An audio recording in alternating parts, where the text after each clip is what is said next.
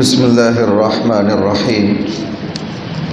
الحمد لله رب العالمين، والصلاة والسلام على سيد المرسلين وعلى آله وصحبه أجمعين ومن تبعهم بإحسان إلى يوم الدين. أما بعد، قال الله تبارك وتعالى: أعوذ بالله من الشيطان الرجيم. بسم الله الرحمن الرحيم.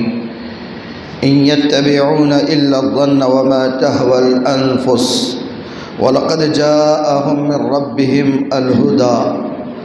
وقال تعالى: أفرأيت من اتخذ إلهه هواه. وقال تعالى: كبر مقتا عند الله أن تقولوا ما لا تفعلون.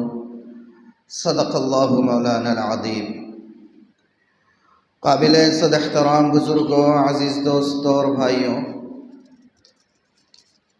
گزشتہ 2-3 دنوں سے عاجز سفر میں تھا.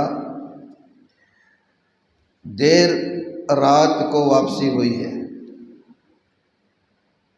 اور کسی بھی امام کے لیے جمعہ کا دن بڑا اہم ہوتا ہے. فکر لاحق ہو جاتی ہے کہ جمعہ میں بات کیا کی جائے. یہ سوال میرے ذہن میں ابھر ہی رہا تھا، اور دوران سفر میں سوشل میڈیا اپنا دیکھ رہا تھا معمول کے مطابق.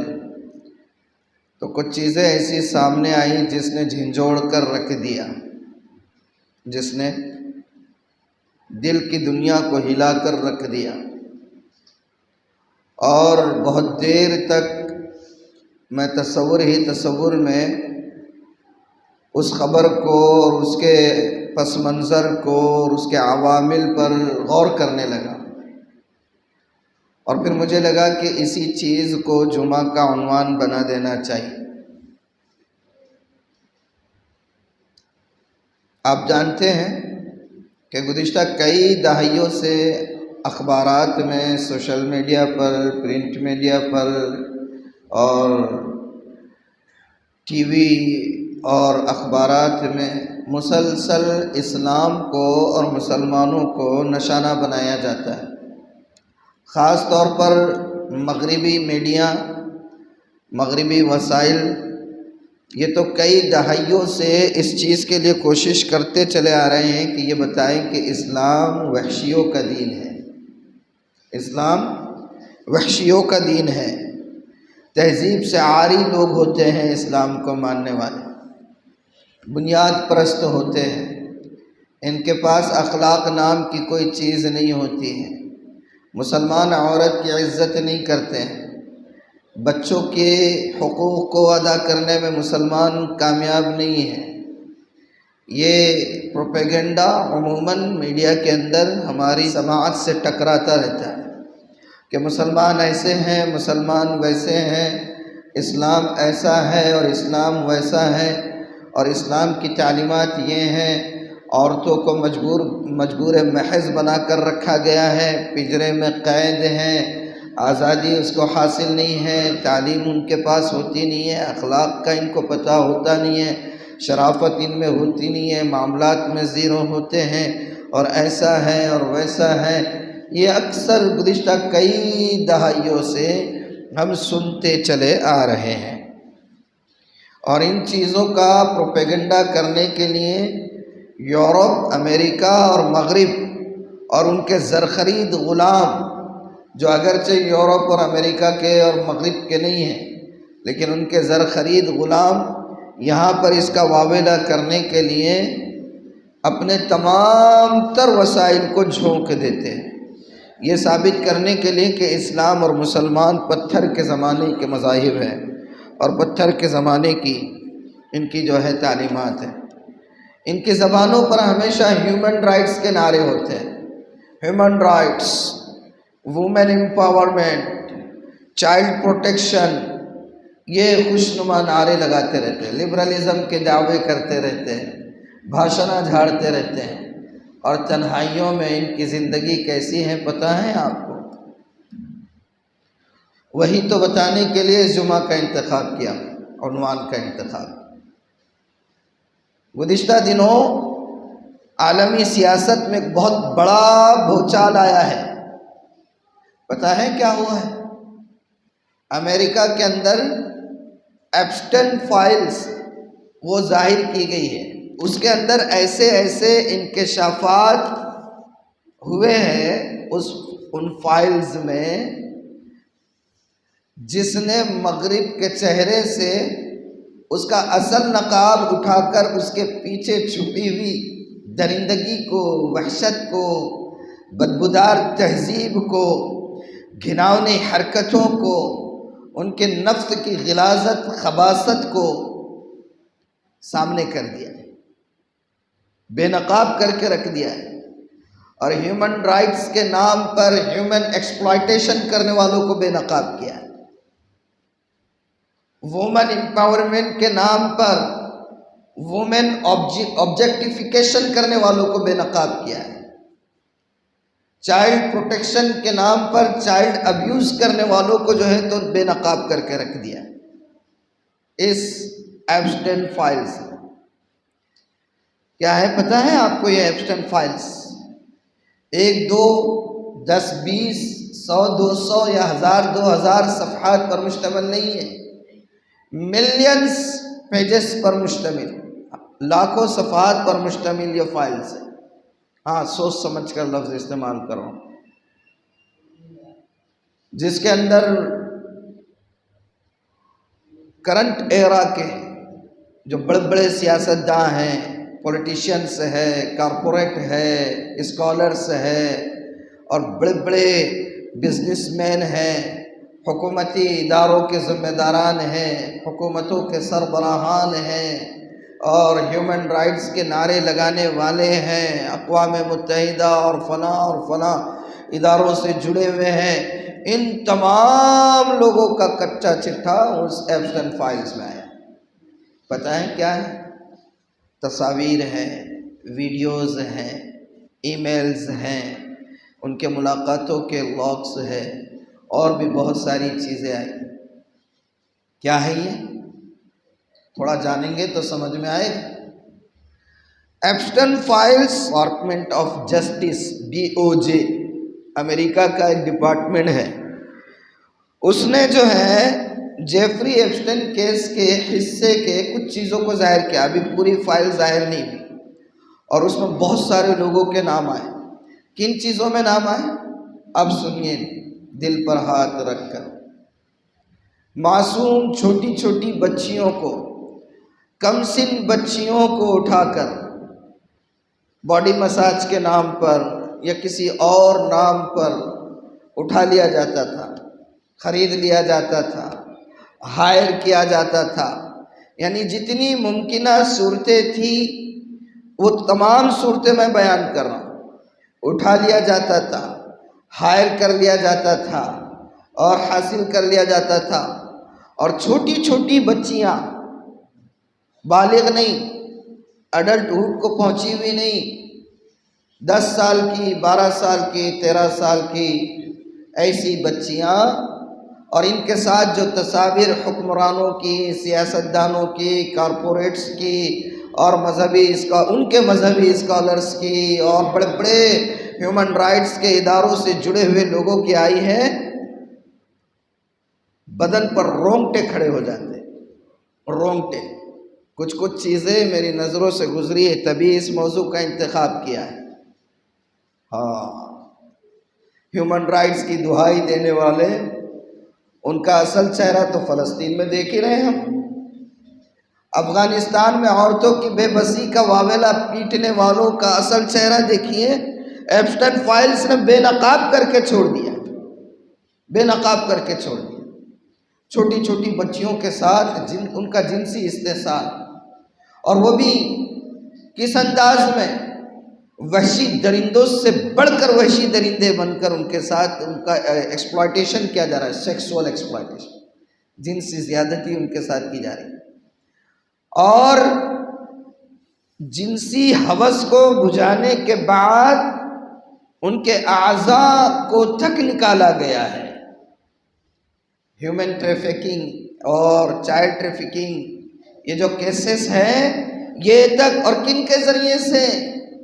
مافیاؤں کے ذریعے سے نہیں، اوباشوں کے ذریعے سے نہیں، غنڈوں اور چوروں اور اچکوں کے ذریعے سے نہیں، ان لوگوں کے ذریعے سے جو دنیا میں انسانی حقوق کے علمبردار بنے ہوئے ہیں، معصوم چھوٹی چھوٹی کم سن بچیوں کا جنسی استحصال کر کے ان کے پارٹس آف باڈیز اور especially sensitive parts of bodies کو نکالا تک گیا ہے۔ پتہ ہے آج کل آپ لوگوں نے سنا ہوگا ایک چیز، رشتے ختم ہو گئے، رشتے، یہ ہماری تہذیب نہیں تھی۔ دو ہی رشتے بچے ماں باپ کے علاوہ مردوں کے لیے، کزن یا انکل۔ اب کزن بولے تو کون سے کزن ہے بھائی؟ ماموں زاد ہے، پھپھو زاد ہے، چچا زاد ہے، کون ہے تو بھی کون؟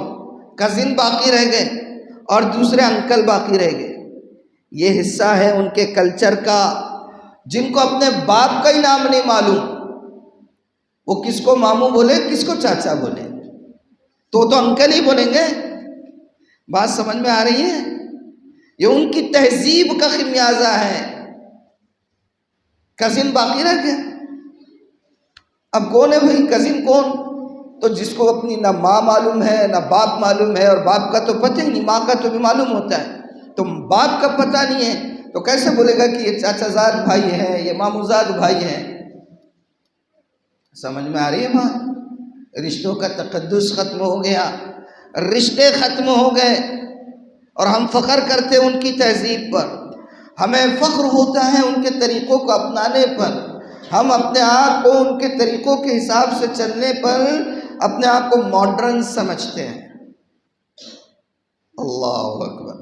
یہ جو کہانی میں سنا رہا ہوں یہ ریگزاروں سے اٹھنے والوں کی نہیں ہے، ریگستان سے اٹھنے والوں کی نسلوں کی نہیں ہے، ریگستان سے اٹھ کر کلمہ طیب کا نعرہ بلند کرنے والوں کو ماننے والوں کی کہانی نہیں ہے۔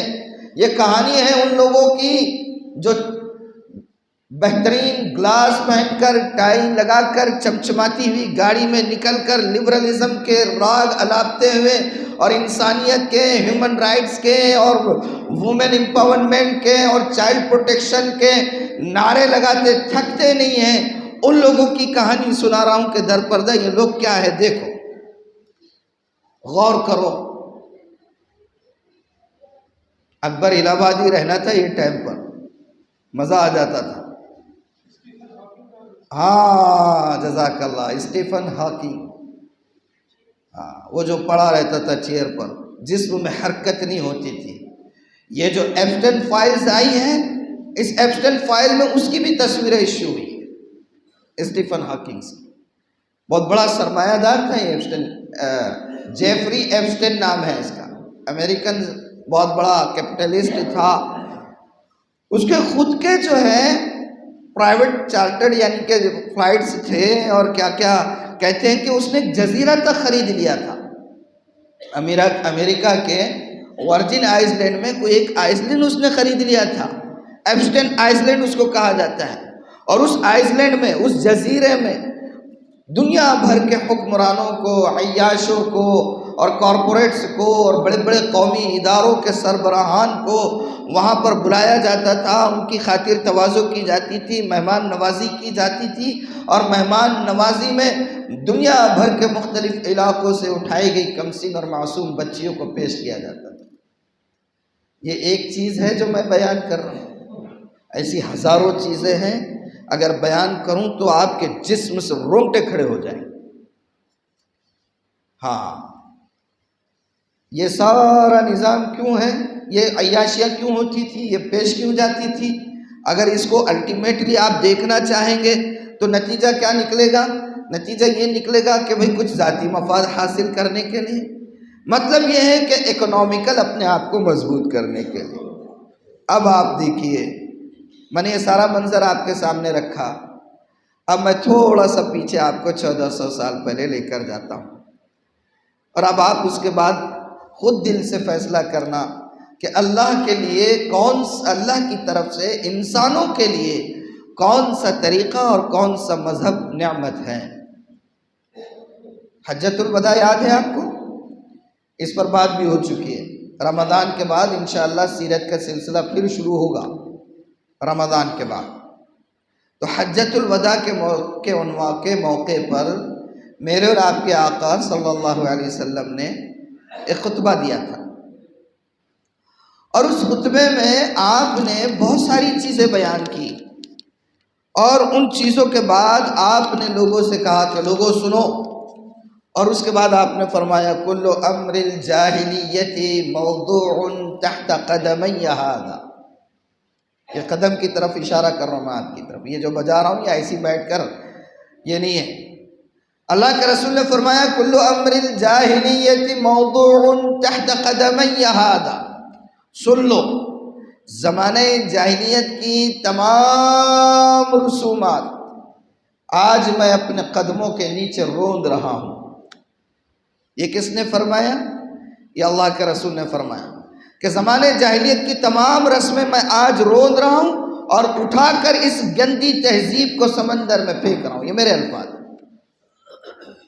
تو اب آپ کو دیکھنا پڑے گا نا، مجھے بھی دیکھنا پڑے گا کہ وہ کون سی چیزیں تھی جس کو اللہ کے رسول نے اس وقت اپنے قدموں کے نیچے روندا تھا، تبھی تو سمجھ میں آئے گا نا کون سی چیزیں تھی جس کو اللہ کے رسول نے کہا کہ یہ جاہلیت کی چیز ہے اور اس کو میں اپنے قدموں کے نیچے رونتا ہوں، اس کو اٹھا کر میں باہر پھینکتا ہوں۔ تب معلوم تو کرنا پڑے گا نا کہ وہ کون سی چیز تھی۔ تو کون سی چیز تھی؟ سب سے پہلی چیز جس کو اللہ کے رسول نے اپنے قدموں کے نیچے روندا تھا وہ بت پرستی تھی۔ صفا اور مروہ کی پہاڑی پر جب آپ پہلی مرتبہ کھڑے ہو کر اعلان کیا تھا تو یہی کہا تھا کہ لوگوں ایک اللہ کی عبادت کرنا، اس کے علاوہ کوئی معبود نہیں، جتنے تم نے بت بنا رکھے ہیں یہ سب بکواس۔ صفا مروہ پر جب اعلان ہوا اور اس کے بعد 14 سال بعد یا یوں سمجھیے کہ 15 سال بعد جب حجۃ الوداع کے موقع پر اللہ کے رسول صلی اللہ علیہ وسلم نے، بلکہ 20 سال بعد سمجھ لیجیے، 20 سے 22 سال کا عرصہ ہوتا ہے، کیونکہ نبوت کے ابتدا میں آپ نے صفا مروہ کی پہاڑی پر اعلان کیا تھا، اور حجۃ الوداع جو آپ کا ہوا ہے 9 ہجری، اس موقع پر اللہ کے رسول نے فرمایا کہ میں اپنے قدموں کے نیچے رونتا ہوں۔ تو صفا مروہ پر جب اعلان کیا اس وقت پورا عرب بت پرستی سے معمور تھا، بھرا ہوا تھا، لت پت تھا۔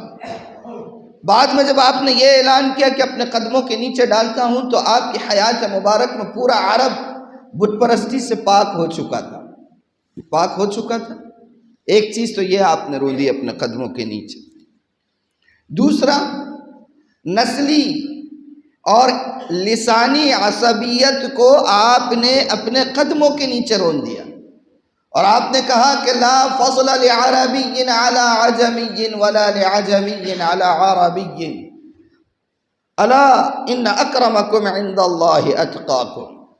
کسی عربی کو عجمی پر، کسی عجمی کو عربی پر، کسی سفید کو کسی کالے پر، اور کسی کالے کو کسی سفید پر کوئی برتری حاصل نہیں ہوگی۔ اگر کسی کو برتری ہوگی تو صرف تقوی کی بنیاد پر۔ آپ نے اس چیز کو اپنے قدموں کے نیچے رون دیا تھا۔ تیسری چیز جس سے آپ نے معاشرے کو پاک کیا، اور یوں سمجھیے کہ جو وبا پھیلی ہوئی تھی پورے عرب کے اندر، پوری دنیا کے اندر، اس کو آپ نے ختم کر کے کہا کہ میں نے اس کو اپنے قدموں کے نیچے رون دیا ہے۔ زنا عام تھا، رشتوں کا تقدس تک نہیں کیا جاتا تھا، باپ کی بیوہ کو اپنی رکھیل سمجھا جاتا تھا، رکھا جاتا تھا۔ بے حیائی اور یعنی فحاشی، ننگا پن اس قدر عام تھا کہ خانہ کعبہ کا طواف بھی برہنہ ہو کر کرتے تھے، کیا مرد اور کیا عورت۔ یہ بے حیائی اتنی عام تھی، آپ نے اس کو جڑ سے ختم کیا اور کہا کہ سب میرے قدموں کے نیچے ہے۔ اسی طرح آپ نے جوے کو ختم کیا، شراب کو ختم کیا۔ شراب کتنی عام تھی، احد تک شراب پورے عرب میں عام تھی، آپ نے اس کو ختم کیا۔ نسانی اور انسانی عصبیت کتنی تھی، اونچ نیچ، بھید بھاؤ۔ کہتے ہیں جب فتح مکہ ہوا، مکہ جب فتح ہوا تو اللہ کے رسول نے خانہ کعبہ کی چھت پر کس کو چڑھایا تھا اذان کے لیے؟ کس کو چڑھایا تھا؟ حضرت بلال کو۔ سبحان اللہ۔ حضرت بلال کون؟ حبشی غلام، سیاہ فام، معاشرے میں کوئی اسٹیٹس نہیں، ان کو چڑھا دیا۔ ایک صاحب، انہوں نے جیسے ہی یہ دیکھا اپنے آنکھوں پر ہاتھ رکھ لیا، روتے ہوئے مجمع میں سے نکل گئے، روتے ہوئے مجمع میں سے نکل گئے، باپ کی قبر پر گئے اور کہا کہ ابا بہت اچھا ہوا پہلے مر گئے، یہ دن دیکھنے کو نہیں ملا کہ ہم عربوں کے مقابلے میں کالے کو حجر خانہ کعبہ پر چڑھا دیا گیا، مجھے یہ دن دیکھنا ملا، آپ اچھا ہوا پہلے چلے گئے۔ اتنی عصبیت بھری ہوئی تھی، بعد میں وہ صاحب کو بھی اسلام کی دولت مل گئی۔ اتنی عصبیت، آپ نے سب کو ختم کیا۔ ایسے ہی اس وقت کا جو سب سے بڑا روگ تھا، جس کو اللہ کے رسول نے فرمایا کہ میں اپنے قدموں کے نیچے رونتا ہوں، اس میں سے ایک کیا تھا؟ سودی کاروبار، سودی لین دین اور سودی معاملات، ٹرانزیکشنز، ان کو اللہ کے رسول نے ختم فرمایا۔ سب سے بڑا سود کا جو بقایا تھا آپ کے خود چاچا کا تھا، کروڑوں روپیہ باقی تھا۔ آپ نے کہا کہ سودی تمام ڈیلنگز کو میں آج ختم کرتا ہوں، اور پہلی ڈیلنگز جس کو ختم کرتا ہوں میرے چاچا کی ہے، آج کے بعد کسی سے ایک روپائی بھی زائد نہیں لیں گے۔ اس کو ختم کیا آپ نے۔ یہ سن لیا آپ نے، اور شروع میں یہ سن لیا آپ نے ایپسٹین فائلز کی حقیقت اور ان کا سارا منظر۔ اب میں آپ کو سوال کرتا ہوں، میرا سوال یہ ہے کہ مغرب نے کیا کیا؟ الٹیمیٹ مغرب نے کیا کیا؟ بتائیے بھئی۔ یہ جو کہتے ہیں نا کہ اسلام وحشیوں کا دین ہے، مسلمان درندے ہوتے ہیں، بنیاد پرست ہوتے ہیں، فنڈامنٹلسٹ ہوتے ہیں، ان کے اندر تہذیب نہیں، ان میں اقدار نہیں، ان میں جو ہے معاملات کی ٹرانسپیرنسی نہیں، ان کے اندر حیا نہیں، عورتوں پر ظلم ہے، قید ہے، بچوں کے ساتھ وحشی پن ہے، یہ راگ اناپتے رہتے ہوں۔ تھوڑا ہم بھی تو دیکھیں کہ آپ نے کیا کیا۔ اللہ کے رسول نے کہا کہ زنا کو میں اپنے قدموں کے نیچے رونتا ہوں۔ یورپ آج، امریکہ، یورپ اور پورا مغرب، میں یہ کہتا ہوں کہ اس وقت کے سب سے بڑے بیوٹی پارلرز ہے۔ یورپ کو بیوٹی پارلر، وہاں کے بیوٹی پارلرز کو نہیں کہہ رہا ہوں، بات کو سمجھو۔ جو چیز گھناؤنی تھی، غلیظ تھی، گندی تھی، معاشرے میں اس کا کوئی مقام نہیں تھا، جس کو میرے اور آپ کے آقا نے اپنے قدموں کے نیچے رون دیا تھا، آج یورپ اور امریکہ اور مغرب اسی چیز کو آزادی کے نام پر، لبرل کے نام پر، وہ لیبارٹری سے یا بیوٹی پارلر سے گزار کر اچھے ناموں کے ساتھ سامنے لا رہے ہیں۔ ایئر ہوسٹس ہے، شیف ہے، اور فنا ہے، اور یعنی کہ تمام چیزیں جن کو اللہ کے رسول نے قدموں کے نیچے روندا تھا، آج انہوں نے اس کو تہذیب کا عنوان دے دیا ہی۔ سود، اللہ کے رسول نے کہا تھا کہ سود معاشرے کی تباہی ہے۔ آج یورپ اور امریکہ اور پورا مغرب، ان کا معاشی نظام کس پر قائم ہے، اور اس کی وجہ سے تلملائے ہوئے ہیں، تباہی کے دہانے پر ہیں۔ میں یہ بات میں نہیں کہہ رہا ہوں، آپ کو بتاؤں کہ ٹونی بلیئر جب اپنا آخری خطاب اس نے برٹش کے برطانیہ کی پارلیمنٹ میں کیا، تو اس نے یہ کہا کہ میری خواہش یہ ہے کہ میں یہاں سے نکلنے سے پہلے یورپ کو اور لندن کو خاص طور پر انٹرسٹ فری بینکنگ کا سینٹر بنانا چاہتا ہوں۔ ان کو نظر آ رہا ہے کہ ان کی تباہی اس دہانے تک پہنچی ہے، اور اس کو بچا سکتا ہے تو اسلامی نظام۔ میں آپ کو بتاؤں کہ پرنس چارلی، جو اب قسمت اچھی اس کی ساتھ دے دی تو ابھی بادشاہ بن گیا، ورنہ بڈھی جانے کا نام ہی نہیں لے رہی تھی، بڑی بھی جانے کا نام نہیں لے رہے تھے۔ ملکہ الزبتھ صاحبہ کتنے سال کی ہو کہ جیتے چلے جا رہی، وہ بیچارہ شہزادے کے شہزادہ، جوان، بچپن سے جوانی، جوانی سے بڑھاپے کے دہلیز پہ آ گیا، مگر چلو اس کی قسمت نے یاوری کی، بڑھیا رخصت ہوئی، بڑھاپے میں بادشاہ بنا۔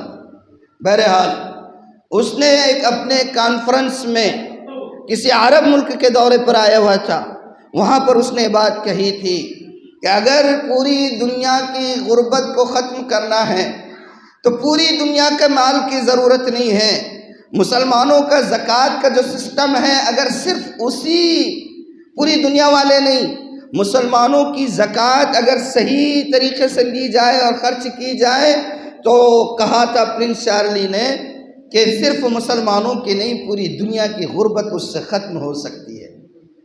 آج وہ اپنے تہذیب سے، اپنے کلچر سے، اپنی معاشرت سے، اپنی روایات سے، اپنے اقدار سے اوب چکے ہیں، تھک چکے ہیں، اس کا چولا باہر نکال کر پھینکنا چاہتے ہیں، مگر ہمت نہیں ہو رہی ہے۔ میں آپ کو بتاؤں کہ ٹونی بلیئر سے پہلے اس کا برٹش کا جو کنگ تھا، کیا نام تھا اس کا، نام میرا، جان میجر ٹونی بلیئر سے پہلے وہاں کا تھا وزیر اعظم۔ اس کے الیکشن کے کیمپین کا عنوان کیا تھا؟ اس کے الیکشن کے کیمپین کا آپ سرچ کیجئے، اب تو جو ہے علامہ چیٹ جی پی ٹی ہے اور گوگل ہے، سب ہے۔ اس نے اپنے الیکشن کے کیمپین کا عنوان اور ٹاپک رکھا تھا بیک ٹو بیسکس، آؤ اپنی بیس کی طرف لوٹ چلے، پرانی جو اپنی بیس تھی اس کے اوپر لوٹ چلیں۔ میں نے آپ کو اس سے ایک دو پہلے جمعہ کے بیان میں گورباچوف کا ایک کوٹ کیا تھا، اس کی ایک بات کو، کہ سوویت یونین کے ٹکڑے ہونے سے پہلے جو آخری سوویت یونین کا ذمہ دار تھا، اس نے کہا تھا کہ اگر ہم اپنی معاشرت کو، اپنی اکنومی کو، اپنی تہذیب کو، اپنے اقدار کو بچا سکتے ہیں یا بچانا چاہتے ہیں تو عورت کو جو ہم نے گھر سے باہر نکالا اس کو گھر تک پہنچانا ہوگا۔ مغربی تہذیب اپنی تہذیب کو خود اپنے ناخنوں سے نوچنے کے در پر آ چکی ہے، اور یہ جو بلند بانگ دعوے کرتے تھے، لبرلزم کا مکھوٹا پہن کر، ہیومن رائٹس کی دہائی دے کر، اور چائلڈ پروٹیکشن اور وومن پروٹیکشن کے نعرے لگا کر بڑے بڑے جو ہیں منشور شائع ہو رہے ہیں، بھاشن دیے جا رہے ہیں۔ زبان پر تھا ہیومن رائٹس، عمل میں تھا ہیومن ایکسپلائٹیشن۔ زبان پر تھا وومن امپاورمنٹ، عمل میں تھا وومن آبجیکٹیفیکیشن۔ زبان پر تھا چائلڈ پروٹیکشن، عمل میں تھا چائلڈ ابیوز۔ ہاں، سمجھو کتنا بڑا اللہ کا کرم ہے، کتنی بڑی اللہ کی نعمت ہے ہم پر یہ دین اسلام۔ یہ دین اسلام وہ دین ہے جو صبح قیامت تک مسلمانوں کو اس دنیا میں بھی اور آخرت میں بھی ہر طرح سے کامیاب بنائے گا۔ یہاں اس دنیا میں معاشی طور پر مستحکم ہونا ہے۔ میں آپ کو بتا رہا ہوں، میں لفاظی نہیں کر رہا ہوں، ابھی اس وقت جو ہے فرانس اور رشیا میں یہ رسہ کشی چل رہی ہے اس بات پر، وہ یہ چاہتے ہیں کہ عالمی طور پر، انٹرنیشنل لیول پر انٹرسٹ فری بینکنگ کا سینٹر کس کو بنایا جائے۔ رشیا کہتا ہے ہم ہوئیں گے اور فرانس کا کہنا ہے ہم رہیں گے۔ پڑھیے، کوئی آج کل تو ڈھکی چھپی چیز نہیں ہے، کہیں اور کی بات تو میں بول بھی نہیں سکتا ہوں۔ ماشاءاللہ سب قابل لوگ ہیں ہمارے محلے میں، اللہ تعالیٰ صلاحیتوں میں چار چاند لگائے، تھوڑا سا تحقیق کیجئے۔ آج وہ اپنی نجات اس میں دیکھ رہے ہیں کہ معاشی طور پر مستحکم ہونا ہے تو اسلام کا نظام معاشیات اپنایا جائے۔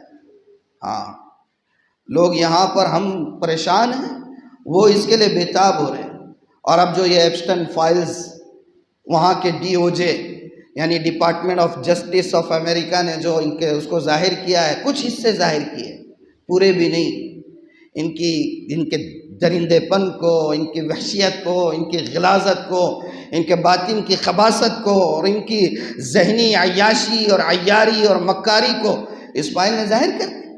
چھوٹی چھوٹی معصوم بچیاں، اور ان کو کہیں سے اٹھا لینا، کہیں پر سے ہائر کر لینا، کچھ اور عنوان سے ان کو جو ہے کہیں اور منتقل کرنا، ہیومن ٹریفکنگ اور چائلڈ ٹریفکنگ اور پتہ نہیں کیا کیا، اور پھر جنسی استحصال اور دوسروں کے عیاشیوں کے لیے بطور میزبانی پیش کرنا، اور ان عیاشوں کا، مکاروں کا جو لبرلزم کا مکھوٹا پہنے ہوئے کوئی یونائٹڈ نیشن میں ہیں، تو کوئی حکومت کے ایوانوں میں ہیں، تو کوئی کسی بڑے ادارے میں ہیں، اس طریقے سے ننگا ناچ رہے ہیں کہ اپنی جنسی خواہش کی تسکین کے بعد ان بچیوں کے جسم کے اعضاء اور پارٹس آف باڈیز، اور خاص طور پر سینسیٹیو پارٹ آف باڈیز کو نکالا تک جا رہا ہے۔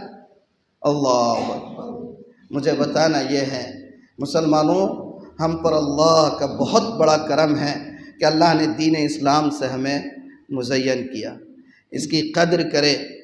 ہماری جو تہذیب ہے یہ ہمیشہ زندہ و جاوید رہنے والی تہذیب ہے، اس پر فخر نہ کریں. یہ تو بہت اونچے درجے کی بات ہے.